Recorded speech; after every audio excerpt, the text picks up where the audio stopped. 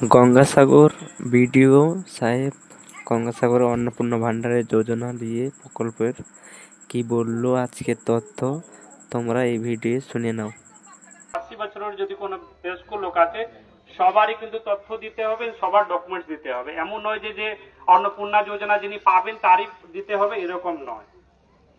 এটা এই 5 পাতা আপনার টোটাল 10টা পেজ আছে এই ফর্মের মধ্যে। আজকে আপনারা আমরা ফর্ম সবাইকে আমরা আজকে হ্যান্ড ওভার করছি, করে আপনারা ফিল আপ করে এই ফ্যামিলি সার্ভে ফর্মটিতে আপনারা মানে ফিল আপ করে আমাদের আশা না হলে সেলফ হেল্প আশা না আঙ্গনবাড়ি না হলে সেলফ হেল্প গ্রুপ না হলে কালকে আমি এই জায়গাটাতে যেহেতু এখানে আমি মানে ব্লকের বা গ্রাম পঞ্চায়েতের স্টাফকেই পাঠিয়ে দিব, আপনারা ওনাদের কাছে জমা দিবেন। কিন্তু ভিড় করা চলবে না, এমন যে প্যানিক নয়।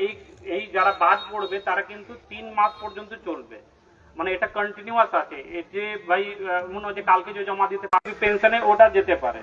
তো মানে এটা হচ্ছে যে পুরো গভর্নমেন্ট স্কিম, যেটা কি আমাদের গতকালকে sir honourable chief minister sir বলেছে যে আমাদের সরকারের যেটা